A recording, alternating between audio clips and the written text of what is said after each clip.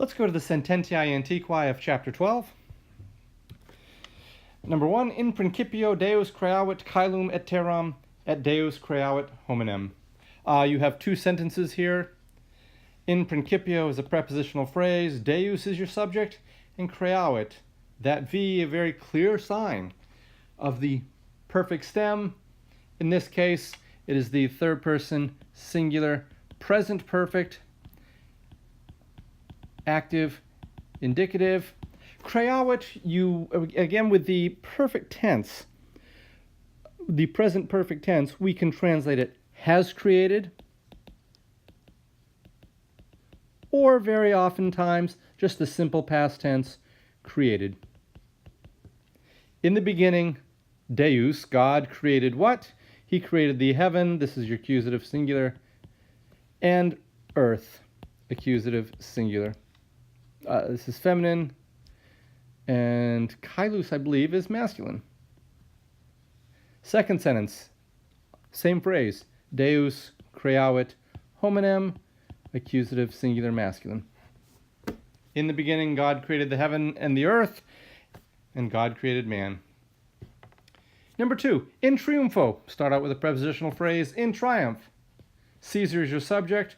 What did Caesar do? Praetulited, that's what he did. He praetulited a titulum. And whom commodifies titulum? Accusative, singular, masculine. Caesar praetulit. If you look up praetulit in the dictionary, you will not find it. Why? Because praetulit is prae plus pharaoh. And pharaoh is pharaoh, fere, tuli, latum. So the irregularity of these verbs, of this verb, exists in the principal parts. They're different, but in the perfect stem, in the perfect tenses, it's consistent. Praetulit, third singular, present perfect, active, indicative. In triumph, Caesar bore before himself, bore forth this title, Weni, Weedy, Weaky. 3 perfect forms of the verb, I have come, I have seen, and I have conquered. Or simply, I came, I saw, I conquered. 3, weaksit, dum weaksit, bene. He has lived, so long as he has lived, well, bene.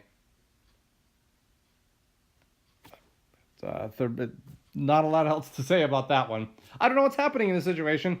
So long as he was alive, he lived well. Things may be different now. Best not ask about that too much. 4, Adolescanes volt diu vivere. Senex diu vixit.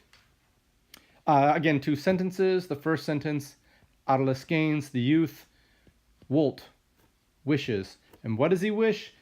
This is the, after the verb of wishing, we expect a complementary infinitive, to live. Youth, a young man, wishes to live, diu, a long time. An old man, a senex, has lived a long time. Notice this is the third person singular, present perfect, active, indicative. This sentence constructed to show you the difference between the present and the perfect tenses. A young man wishes to live for a long time. An old man has lived for a long time.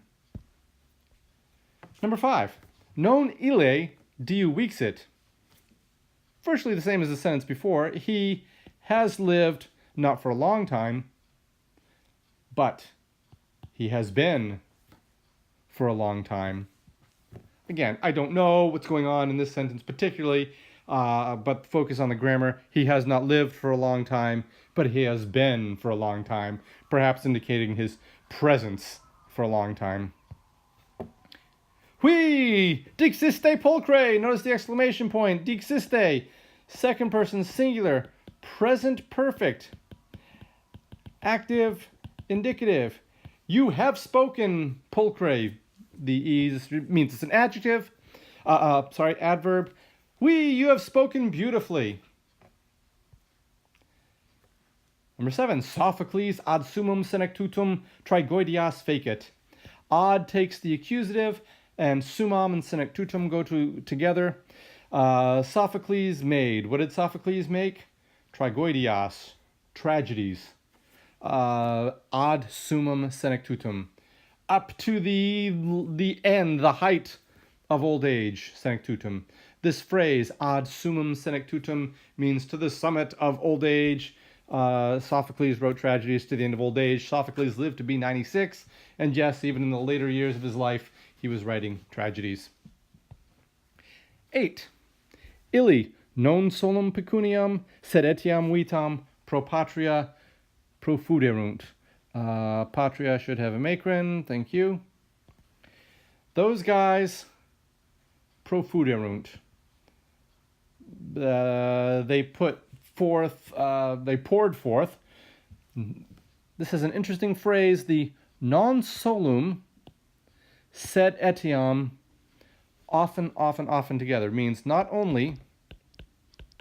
but also. And in this case, it's not only money, but also life. Those guys not only put forth money, but also life for their country. Reges, Romam, a principiu habeverunt. So kings, Rome, from the beginning, held. This habu, this u, is a very clear sign that this is the present infinitive, the perfect stem, sorry. Kings held Rome from the beginning. Freedom. Your subject, Lucius Brutus, gave to the Romans. Verbs of giving, showing, and telling take the dative, plural, masculine. So, kings held Rome from the beginning. Lucius Brutus gave freedom to the Romans. And I like the use of, for emphasis, putting the libertatem, the accusative, right there in the beginning. Kings held Rome from the beginning, but freedom Lucius Brutus gave to the Romans. Sub Caesare autem. We're going to start this sentence with a preposition. Under Caesar, moreover, perdidimus. We have, this is the perfect tense again, the present perfect. We have lost. What have we lost? Freedom. Accusative, singular, feminine. Number 11.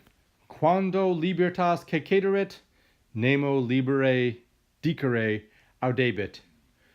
So you have two, not sentences. Quando indicates this is a clause.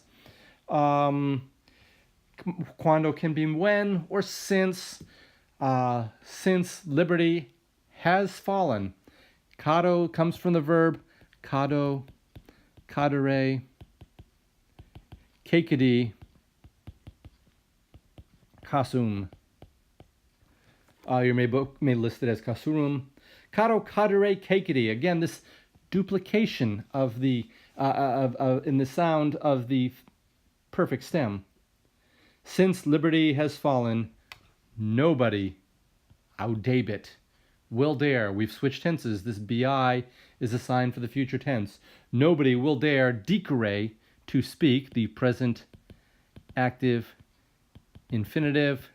Libere is an adverb, and I don't believe for a second these words were chosen so as not to confuse you. In fact, libere, dicere, despite the fact they look very, very, very similar, libere, dicere, of course they're very similar.